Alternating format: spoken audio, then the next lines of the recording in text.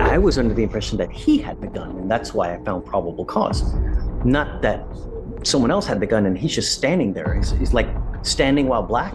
You were on bond for 3 felony cases. I have to imagine that one of the conditions that you're on bond for is no weapons. And now you've picked up another case. As it stands now, if you become a danger to my Houston, I'm going to put you in jail. You need to know that. No weapons. Those 30 seconds you just watched, they show a judge having a complete identity crisis. One minute he's accusing the police of racial profiling. The next, he's threatening to lock a man away for years. But you haven't seen the full picture yet. This case looks like a simple gun charge, but dig deeper and you find a legal minefield. At risk, the freedom of a man who claims he was just a bystander versus a judge who seems tired of excuses. What's actually at stake here isn't just a night in jail, it's the collapse of 3 other felony bonds that could keep this man behind bars for months. What unfolds over the next 14 minutes will test everything you think you know about probable cause and judicial bias. The preview was just the beginning. Let's start from the top. Good morning, Mr. Joyal. Sir, you're charged with evading arrest or detention. You're facing up to a year in jail and or a $4,000 fine. We're going to do probable cause. You have the right to remain silent. Anything you say can or will be used against you. You have the right to have an attorney present. If you cannot afford one, one will be appointed to you. Yes, sir. Yes, Judge.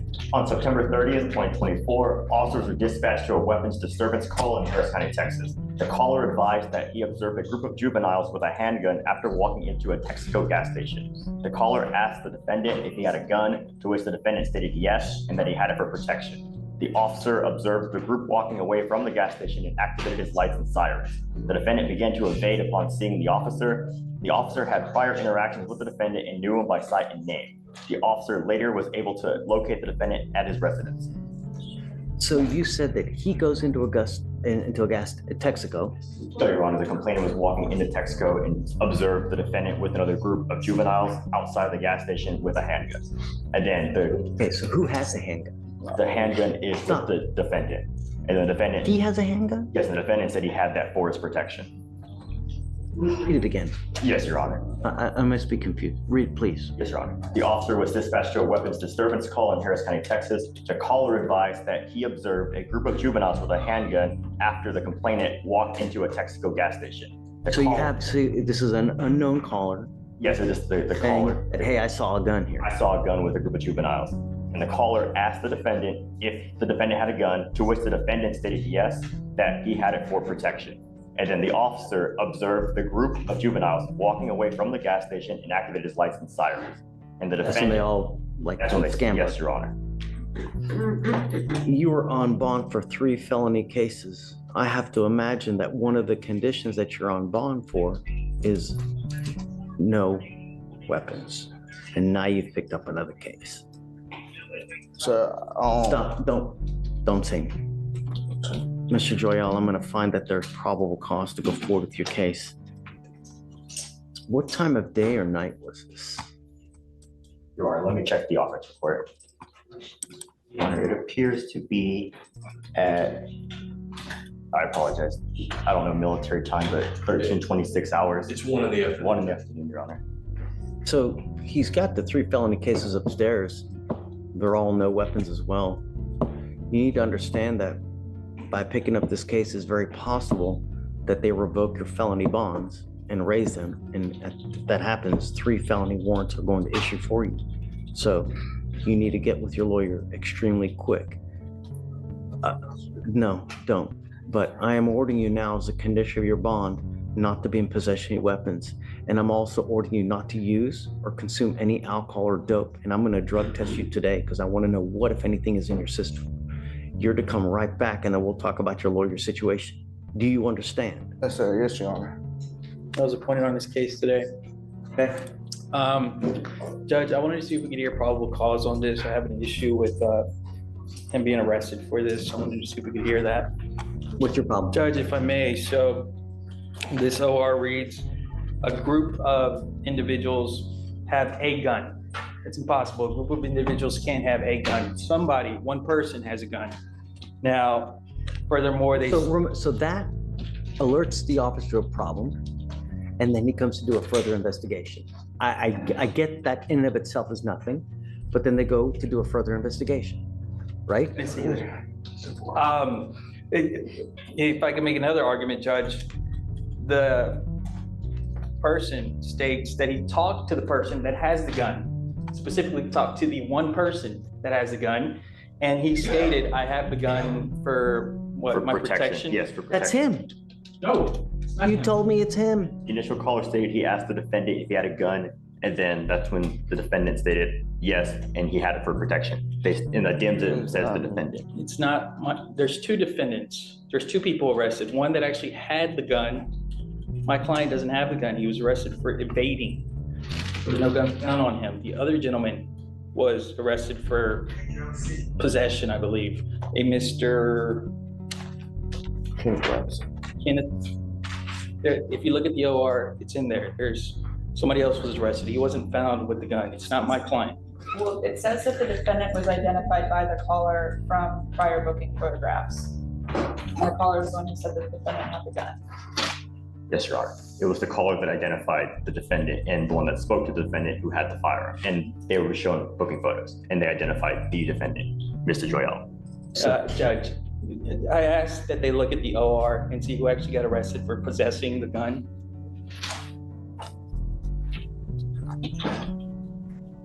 Judge, I think it was the co-defendant that had the gun. He's the one that was charged with unlawful possession of a firearm by a felon.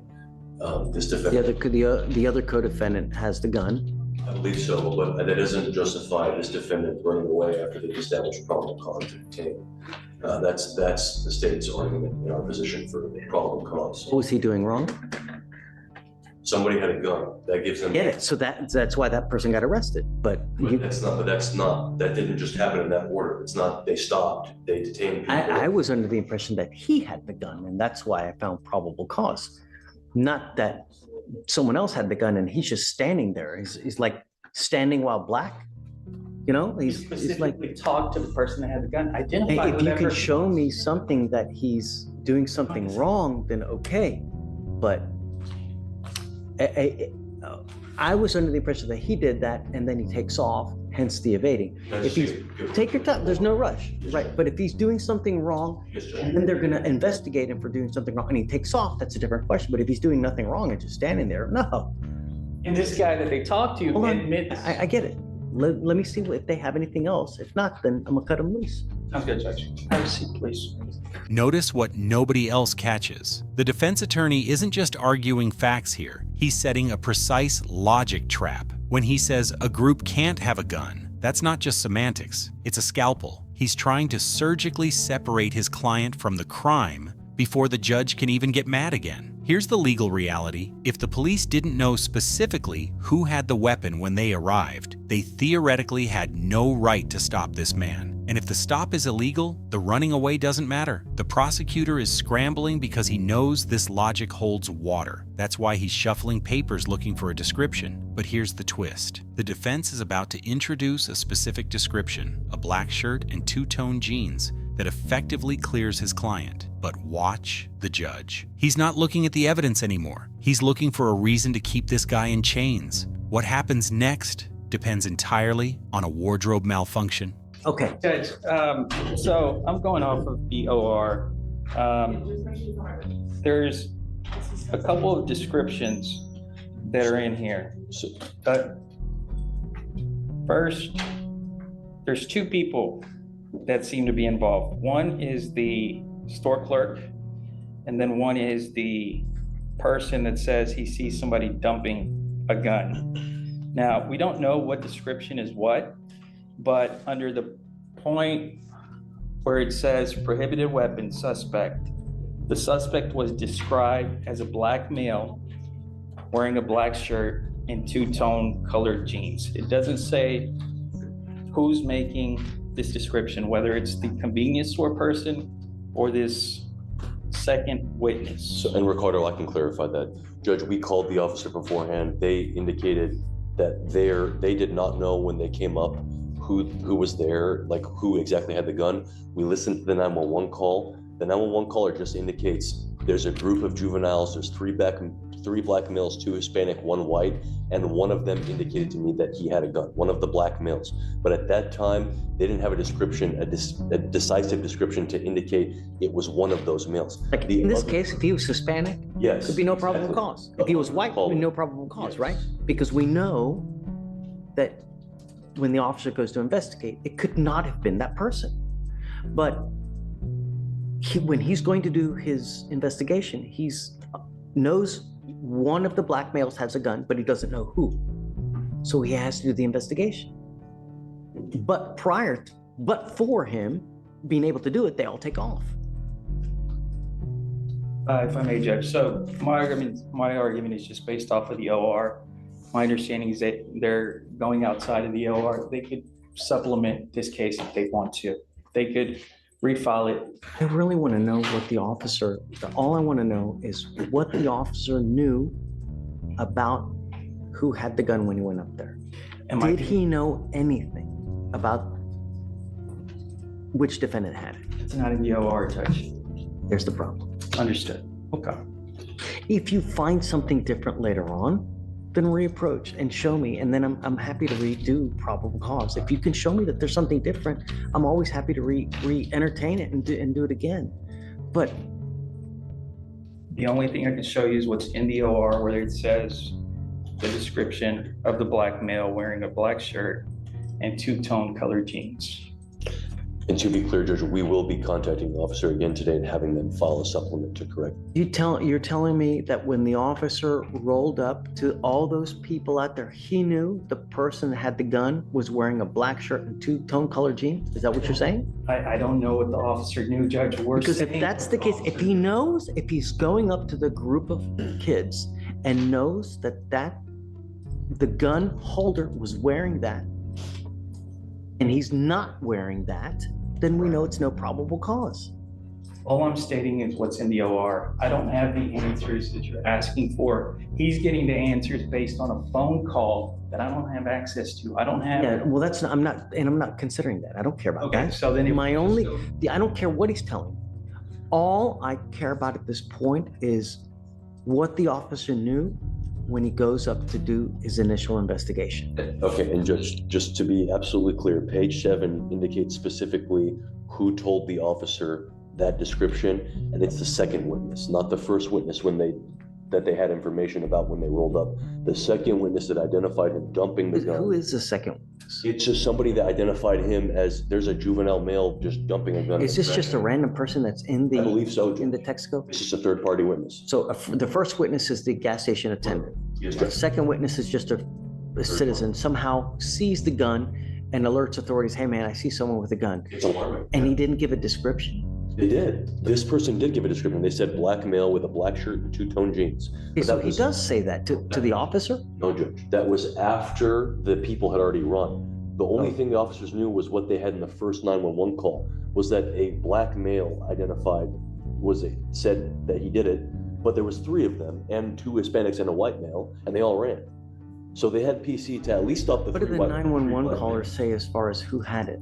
In exactly 60 seconds, this prosecutor is going to say something you almost never hear in a courtroom. He's going to drop the legal jargon and speak pure, unfiltered truth. He doesn't know it yet, but he's about to admit that the police's charging decision was, well, he uses a very colorful phrase for it. Watch closely. The case is crumbling because nobody knows who the 911 caller really saw. But while the lawyers are arguing technicalities, the judge is quietly making up his mind. He's done listening to the law. He's looking at the character of the man standing in front of him, and that judgment is about to come down hard. Listen for the moment the prosecutor admits the system isn't fair. It's just a game where the police pick and choose who gets punished. Here it comes. They just said, Morgan, can you clarify Can we exactly play what it? they said? The 911 caller didn't give an exact description. He said, and I will say, it kind of appears as though English may not be his first language. When he's speaking to the person on 911, he says that there was a group of juveniles that came into the store. One of them had a gun. He asked if he was licensed. The individual said no, and he asked them to leave. And then he called the police, and he said it's a group of 4 men. This is the actual This is the actual 911. attendant. No, but the gas station attendant. Yes, The person working it. yes. And he doesn't give a description at that time. He doesn't. The 911 operator does not ask, That's what my is the person wearing? I mean, what? But he said that they walked outside and that they're in the parking lot, like the same people that were just in. So then the officer goes to do the investigation, they all bolt. I don't think they all bolted. Oh, they didn't? Who bolts? My guy bolts. And then All the of them. person with, They all bolt? Yes, they both. all of them do. Did they all get charged with the, I don't know if they caught anybody else. I'm telling you, Judge, and the reason They why I didn't brought up catch his him. criminal history is because I'm telling you, he's known in the community. He's how they known. got to? Yeah. If they all They know. bolted, why didn't the guy with the gun get charged with evading as well? If Because all bolted. they got the felony charge, that's why. They could have been it would have been a dick move and charge him with the one, again, they could have, but he's lucky they didn't. That's like you get a DWI and then they give you a speeding ticket on top of it, right? That's just Make the insult to argument, Judge. injury. I just make the argument. I'm sorry, but had it been different, I have no problems finding probable cause in cases, it come up after about an hour of argument Yeah. here. And maybe it goes a different way once we actually get the If you 911. find anything else, I'm happy always to revisit, but is it loyal? And it's like that. Yeah. Oh yeah. That's how you say in Spanish. Oh, yeah. Yeah, that's how you No, say in Spanish. with a J, that's right. Yeah, Right. Say it with Spanish. So I am going to find that there's probable cause, okay? When you hang with dogs, you get fleas. I know. You now know. I know now. Just listen. You are on bond for 2 very serious felony cases, right? Is it just 2 or is it like 3? He's got 3 other cases, Judge. I'm just representing. No. You shouldn't be hanging out with dogs because you could get in a lot of trouble. Yes, sir. Even standing there. Life is more difficult for you because of who you are, and you need to be aware of this. You already are behind the gun, and you're only making things worse. Yes, sir. As you now know, they might file felony charges against you, or revoke the bond. So Yes, sir. as it stands now, if you become a danger to my Houston, I'm going to put you in jail. Oh, You yes, need sir. to know that. No weapons. Do you understand? Promise you won't see me with no gun, sir. All right. Did you file those? I can follow that now, Judge. It's just no weapons. Sure. And then after that, we'll just reset it. Stay in touch with him. I've given you a lawyer. Thank If you sir. don't stay in touch with Ricardo and he tells me he can't get a hold of you, likewise.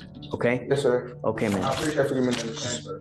Be careful. I'm going to say something 90% of you will disagree with. This verdict was legally messy, but morally calculated. The judge's fleas comment reveals the truth. He knows the probable cause was weak. That's why he started the hearing by calling it standing while black. But once he saw those 3 prior felonies, the law went out the window and protection of the community took over. He used the fleas analogy to justify keeping a man on a short leash, regardless of whether he actually had a gun that day. So, team judge or team defendant, comment your verdict below. Was this a judge protecting his city from a repeat offender, or a clear case of profiling that got papered over because of a rap sheet? The law says one thing, but the streets say another. Debate it in the comments.